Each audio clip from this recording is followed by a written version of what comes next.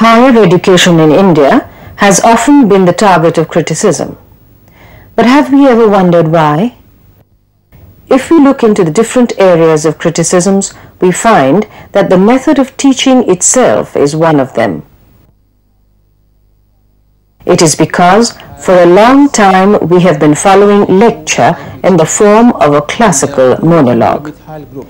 This has been the most commonly used method of teaching. We did not seriously examine its merits and demerits. Lecture method is very common due to easiness with which it can be delivered to a large number of students. However, it is ineffective to develop in the students many attributes such as analytical and critical faculties, problem-solving ability, affective attributes, and ability to generate knowledge. Even if lecture is criticized for its drawbacks, it has potential which can be exploited for better teaching. Suitable agents. It should be the concern of every teacher at the higher education level to know how a lecture can be made effective. Effectiveness of a lecture largely depends on the qualities of the person who delivers it. Perhaps not. These qualities can very much be acquired through practice. A few skills associated with lecture are discussed in this program. These skills can generally be categorized as skills associated with planning and preparation of the lecture and delivery of the lecture. Let us now examine these categories in detail. Planning always precedes the delivery of a lecture. But what does the planning of a lecture involve? Let us see what this teacher does at the planning stage before going to the class. He decides the amount of content to be transmitted in a period and the way it will be treated. He mentally goes through all the learning experiences that the students would go through. Accordingly, he structures the lecture in the form of a flow chart or content map. He prepares cards which can be used as a reference or a prompter while delivering the lecture. Moreover, he is aware of the various communication aids to be used. He selects slides and other material. He may also prepare transparencies in case the overhead projector is to be used.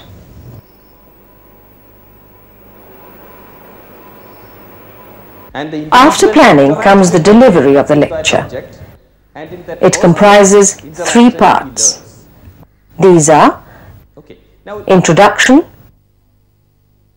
presentation, and closing up. Introducing the topic is the first job in the delivery of a lecture. This can be done in several ways. Let us see how this teacher introduces the topic. And many students come to these colleges after their +2. He asks a few questions or poses a problem. From the response to these, he leads to the main theme of the lecture. Anybody, please. Why do they come to these colleges? Thus, out of the answers, the introduction is built up. That is one.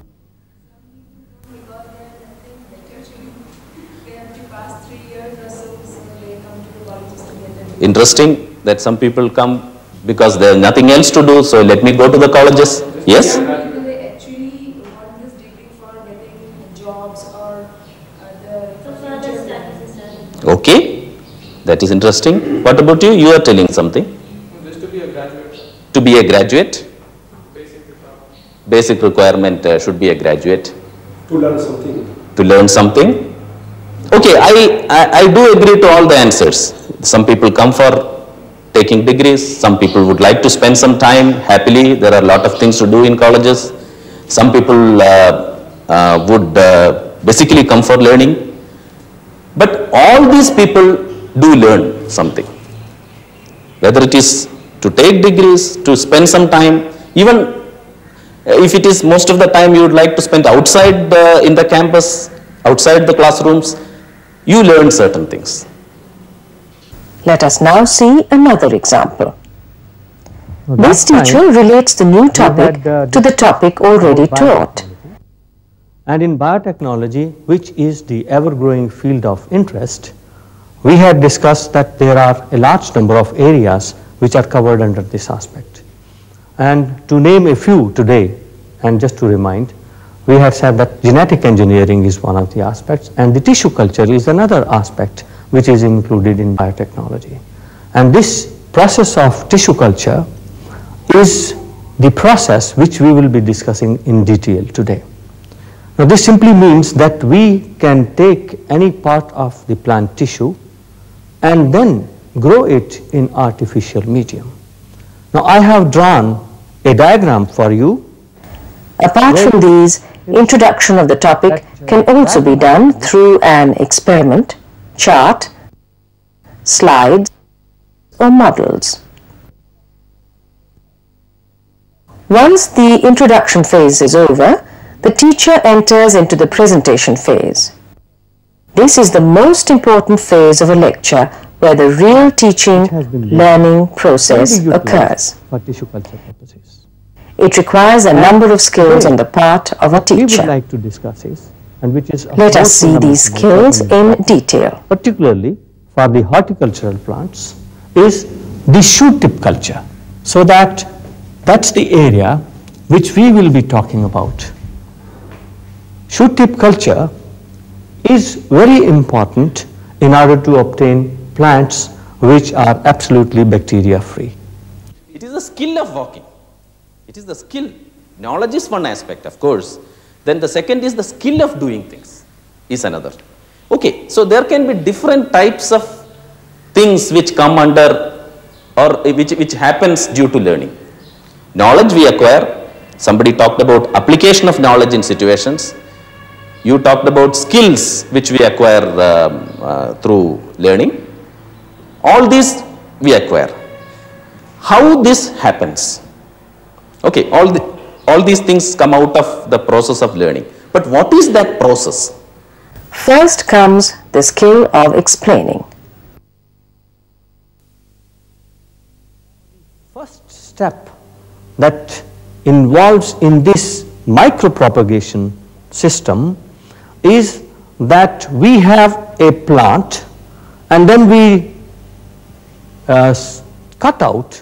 The teacher must present his ideas in a simple, lucid and coherent manner. Is known as the shoot tip culture.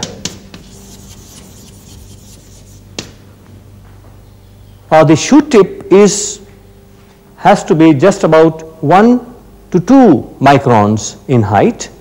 It's almost a very small portion of the growing apex, and therefore once this is removed, the apex is transferred to a solid agarized medium which includes all the nutrients, and then we allow this particular shoot tip to grow into a normal healthy plant.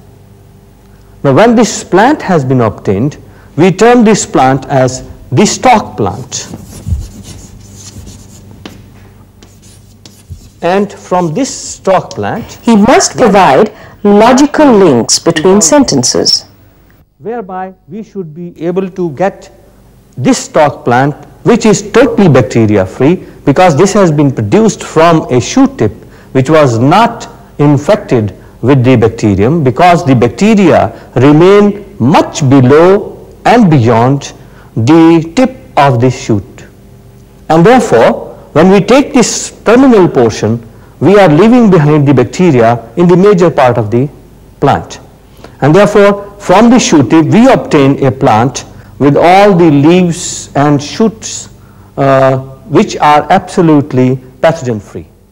Another important requirement is to provide meaningful pauses so that the ideas can be registered by the students. And then from there, we have these explants, what we call them as the explants, and then these explants are grown as a second generation into another artificial medium. So that after the explant has been grown, we find that in begonias, the upper surface gives rise to a large number of shoot buds. Thus, the skill of explaining requires that a teacher should be lucid and coherent with logical links between sentences and meaningful pauses. Let us try to understand the Let us now turn to the skill of illustrating. what is a system. This skill involves citing examples. You can understand This teacher is illustrating the concept of systems through the examples of the human body and the car. human body. The human body has different organs. There is the brain, the lungs are there, the liver, the kidneys, the stomach, the intestines, etc. All these different organs function in an integrated manner to help the functioning of the human body. So one can say that human body is a system. This is one type of a system. We may take another type of a system and then see whether these characteristics are there in that also. For example, a car engine, it also has different parts. It has the carburetor, it has the battery, it has the radiator, etc. And if something happens with one of these, let us say that the radiator doesn't have water, then naturally it will affect the functioning of the system. And that is the case with the human body also. We know very well that if the heart stops functioning, then naturally the system will stop functioning. And if something wrong with the muscles, then there will be pain in the human body. So it affects the functioning of the human body. Both these are systems. Another important skill needed by the teacher is that of questioning. Most of us think that questioning only means evaluating student performance. This is not true. Questioning can be a very powerful method of collective inquiry and discussion. Let us see how this teacher uses the skill of questioning. For example, I would like to learn He raises about tentative I would take a propositions book and invites then, the students to react to them. I am there, and what else is there? So the book is the stimuli and the reader is the object. The book is there. There is something which is outside me, which is there, which is in the environment. So in the case of reading and learning from that or acquiring knowledge, the book is there outside me. What about driving a car? The car is there, where some machine is there. I have to use that and then learn how to drive a car. What about swimming? Swimming pool is the source of stimuli to the individual who is learning. The swimming pool is there, the water is there, and I have to be in the water to learn swimming.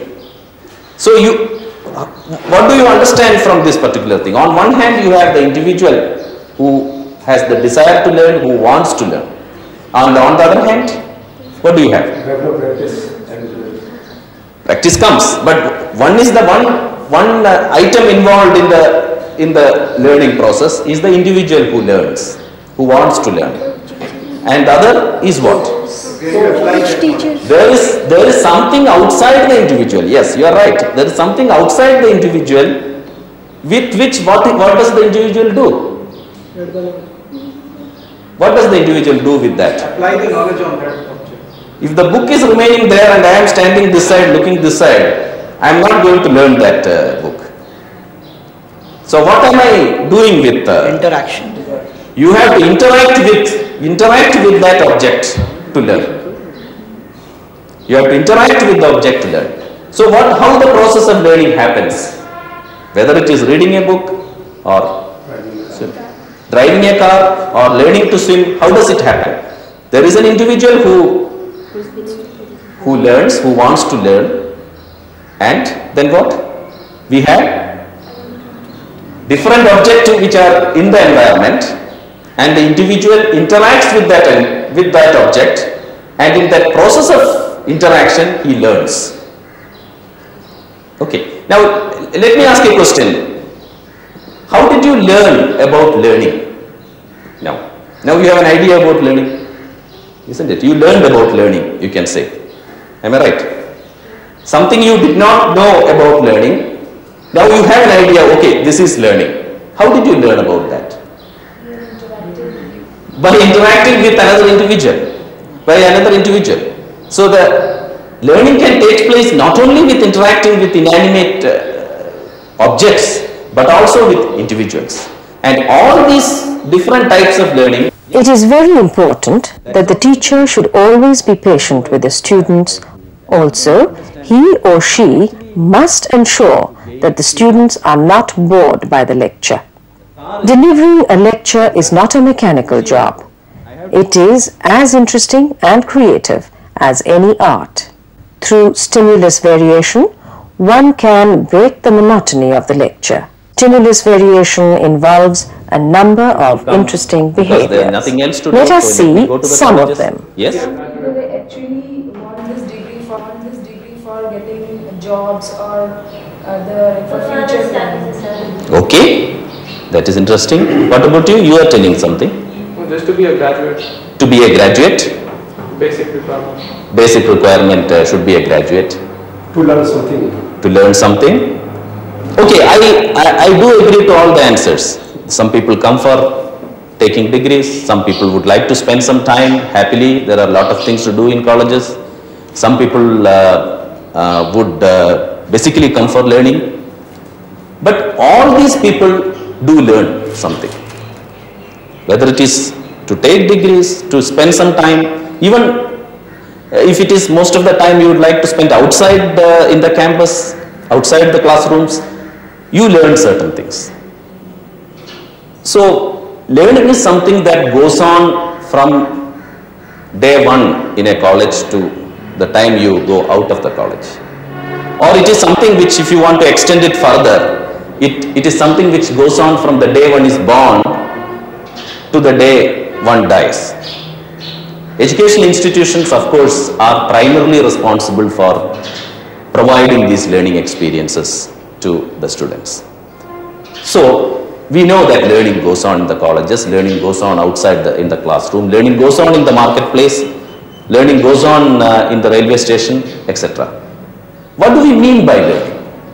We all use the word, okay, I learned this, I learned that, I learned music, I learned this song, etc. What do we mean by that? Gain some knowledge about the subject. Of the particular thing you... It's the experience. Acquire knowledge which you can utilize. Acquire knowledge, experience.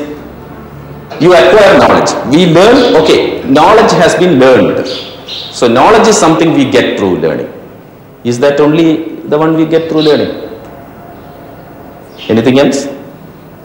Satisfaction. Yes? We get satisfaction after learning. We get satisfaction after learning. Okay, that is one aspect, but that is not what we really aim for in learning. Basically, we aim for acquiring knowledge, as somebody puts it. What else? Thus, stimulus variation includes such behavior as meaningful gestures, meaningful movements, modulation of voice, facial expressions, and eye contact. One can also provide stimulus variation through proper use of teaching aids like models and charts. Let us take an example first and see about one type of a system. This is the model of the human body. You know very well there are different components in this body, like there are different organs. We have the stomach here, we have the liver, we have the brain, and we may say that there are different subsystems for this human body. Now this simply means that we can take... The blackboard can also be used by the teacher to break the monotony of the lecture. In artificial medium. Now I have drawn a diagram for you where you can see that diagrammatically we have all parts of the plants which are present. We have the shoot tip, the branch, the leaf, the main root, the secondary rootlet, and the root tip. Now I might let you know that any part which has been labeled can be utilized for tissue culture purposes. When the presentation of the lecture is over, the teacher enters the closing phase. Here, the teacher recapitulates and summarizes what got deliberated in the class. Let me summarize what we have really learned today. Now, what we learned was that in some aspects of tissue culture, we specifically are using the stem tip. And the stem tip we do simply because we want to have the plants which are bacteria free. The second step is that from this tip we had grown a stock plant. And from this stock plant, we subsequently used any part of the stock plant on another medium so that we could obtain from its large number of plantlets.